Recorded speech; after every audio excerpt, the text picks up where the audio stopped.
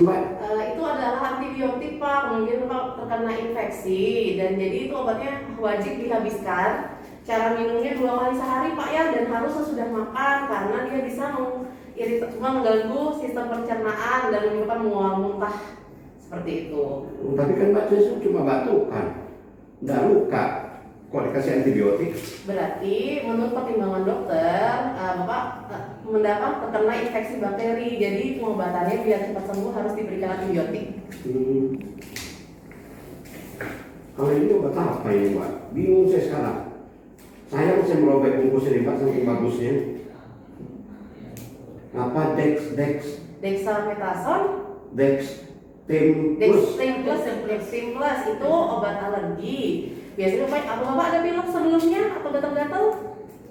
Bersin-bersin Pak? Oh ada sesekali ya. Ya itu biasanya bisa digunakan untuk bersin-bersin pilek atau seperti ruam-ruam atau keruput atau gatal-gatal bisa juga Pak.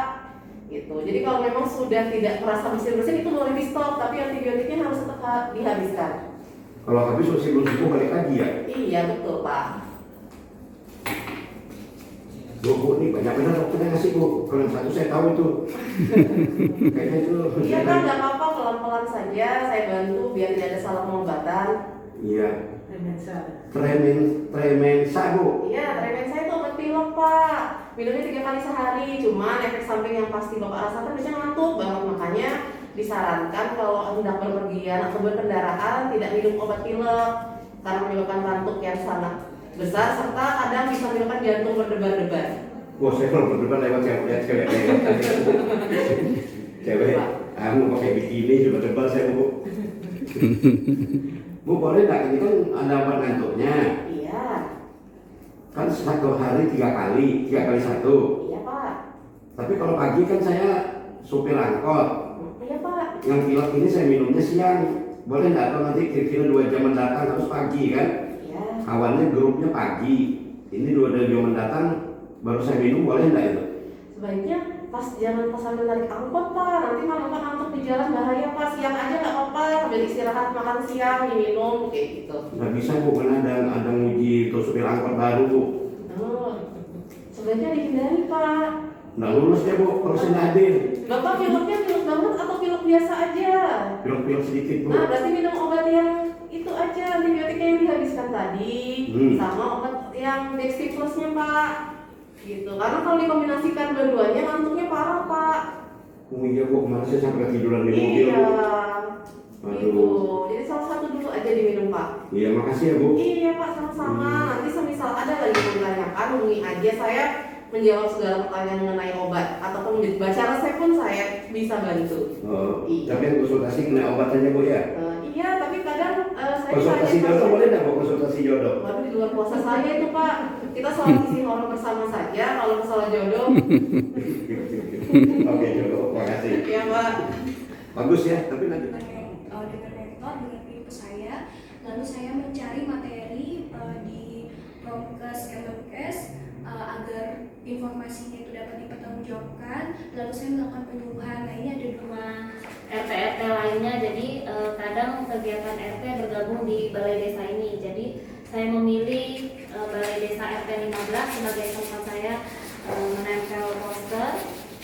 Lalu di kegiatan ketiga saya membuat video pengetahuan tentang PHBS. Ini saya mengambil cuplikan-cuplikan gambar, lalu saya berikan narasi dalam video ini. Saya pakai juga pada saat di kegiatan keempat nanti untuk penyuluhan, gunanya agar lebih berkontribusi aktif dalam bidang kesehatan. Dan ini kegiatan ini sangat berorientasi pelayanan dan sesuai dan kompeten dengan bidangnya sesi, yang dimana sesinya sendiri adalah promosi kesehatan ya.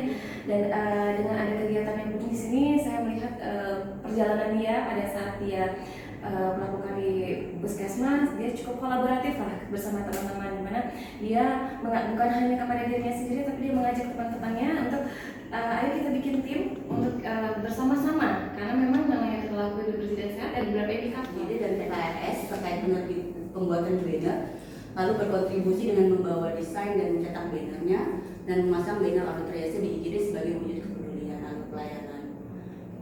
Hasil kegiatannya yaitu tersedianya banner alutriasi di IGD. Kegiatan keempat yaitu membuat video edukasi triase dengan 5 tahapan, yaitu mencari referensi dari sumber terpercaya, lalu berkonsultasi dengan spesialis anestesi terkait materinya, lalu hipertensi di UPTD Puskesmas Karangjati.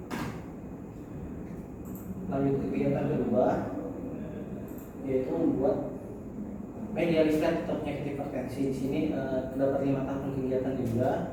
Yang pertama melakukan koordinasi, yang kedua menyiapkan ketersediaan peralatan, yang ketiga mencari referensi data, yang keempat menyusun materi konsep yang disampaikan dalam event, dan kemudian mencetak berita dari manfaatnya. Seperti itu sih Pak. Kan ada senam yang nasional, ada yang senam untuk lansia, ibu hamil ada senamnya. Kalau untuk hipertensi ada senamnya enggak? Hipertensi sebenarnya ada senam, apa? Hah? Ada Ada? senamnya, ya. Cuma saya belum ini sih Pak. Terakhir ya saya dengar itu belum. Ya, baik. Kenapa? Anda ngajari orang, Anda harus tahu.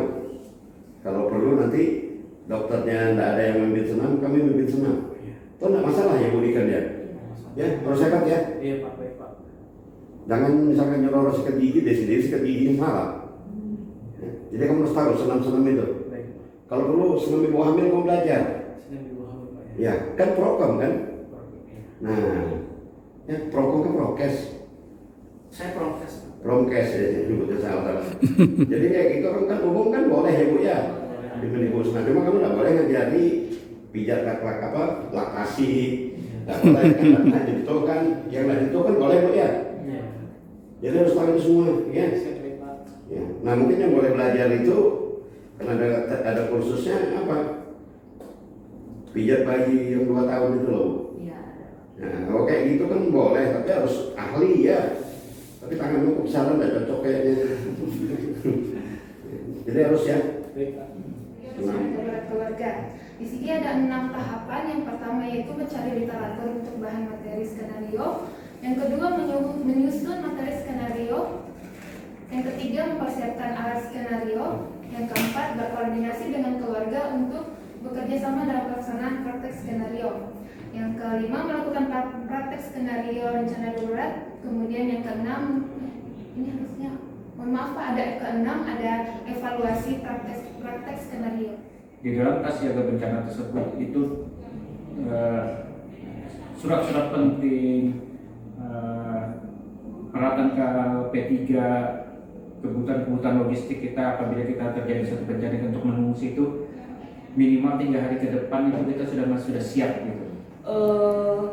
Upaya kesehatan perorangan yang ada di Puskesmas Geraha Indah untuk menetapkan isu apa yang harus diangkat dan yang terupdate di media sosial nantinya. Kemudian mencari referensi untuk materi-materi tersebut, dan yang ketiga saya meresume Melaksanakan 5 kegiatan, di mana kegiatan pertamanya yaitu membuat e-learning mata pelajaran sosiologi paket C kelas 10. Dalam kegiatan ini ada 4 tahapan yang saya lalui. Tahapan pertama yaitu koordinasi dengan mentor untuk mendapatkan arah masukan dan konsultasi terkait pembuatan e-learning ini. Yang kemudian yang kedua itu membuat mind map-nya, bagaimana nanti e-learning ini berjalan. Yang ketiga yaitu mengkonsultasikannya juga dengan ahli website, karena e-learning ini berbasis website, jadi butuh masukan-masukan terkait tentang kewebsitenya ini.